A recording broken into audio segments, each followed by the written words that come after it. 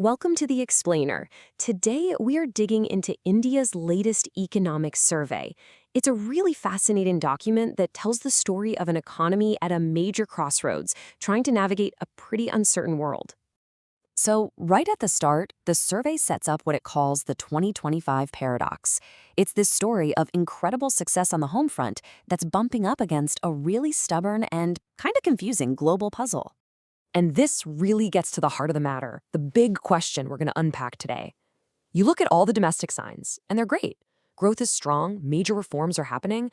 So why does it feel like on the world stage, India's economy is still punching below its weight?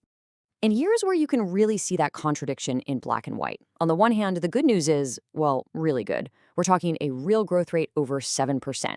India got its first big S&P credit rating upgrade in about 20 years, and some major structural reforms finally got passed. But then you look at the other side. The global reaction has been kind of cool. The rupee isn't performing as well as you'd expect, foreign investors seem to be holding back, and there are these new U.S. tariffs creating some serious headwinds. To figure this puzzle out, the survey says we absolutely have to look outside India's borders. We need to get our heads around how the world itself has been fundamentally rewired. All those old rules of global economics we used to rely on, they just don't seem to be working anymore. This quote from the survey just nails it. See, in the past, if your country was doing all the right things, good growth, keeping inflation in check, you got rewarded. You'd get a stable currency, money would flow in. The survey is basically saying, hey, that automatic reward system, it's broken. So what does this new reality actually look like? Well, the survey points to a few key things. First, geopolitical competition is just getting more and more intense. Second, trade isn't just about who can make stuff the cheapest anymore. Now it's all tangled up with national security, and overall, the world is just less coordinated, more nervous, and oh yeah, there are some big financial vulnerabilities lurking out there. Okay, so where is all this headed? The survey doesn't just point out the problems. It actually lays out 3 possible scenarios for what the world might look like in the year ahead. The outlook is, well, it's shaky.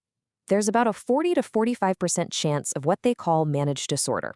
Basically, we all stay connected, but nobody trusts each other, and small problems cause big waves. Then there's another 40 to 45% chance of a disorderly breakdown. Think intense rivalries and trade being used as a weapon. But check out that third one, a 10 to 20% chance of a full-on systemic shock. That's where financial, tech, and geopolitical problems all feed off each other and could create something even worse than the 2008 crisis. That's a pretty scary possibility. So, when you're facing all of that, you can't just make a few small tweaks here and there. The survey calls for a completely different approach, a whole new strategy designed for this new era. And they capture this new playbook with a single, really powerful metaphor. India needs to run a marathon as if it were a sprint. Think about that.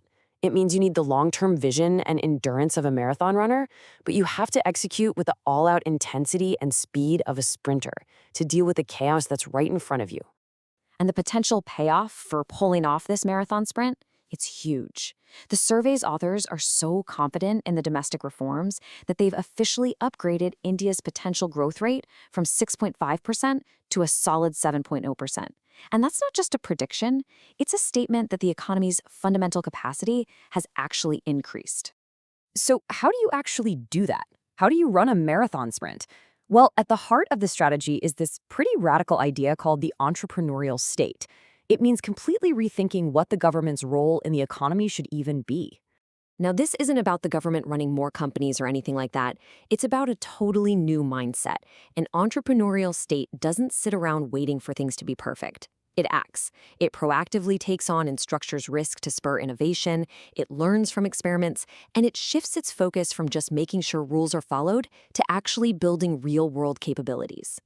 So why is this shift so important? Well, this survey makes the case that if you want to build a world-class manufacturing sector, which is the foundation of a strong currency, you need a different kind of partnership between the state and industry. Service exports are great, but they don't really force the kind of deep systemic reforms that manufacturing does. So the government's job has to change from being a controller to being an enabler. And, when you boil it all down, the survey frames this whole challenge not just as a bunch of policy problems, but as a deep, almost philosophical choice for the entire nation. To do this, it actually draws from ancient Indian philosophy, presenting the choice as Shreya versus Preya. So the question is, will India choose Shreya. That's the enduring good, building resilience for the long haul, pushing for innovation, and staying the course even when it's tough. Or will it settle for Preya? That's the fleeting comfort, the quick fixes, just reacting to whatever the latest crisis is, and avoiding the reforms that are necessary but uncomfortable. And the survey leaves us with this timeless message.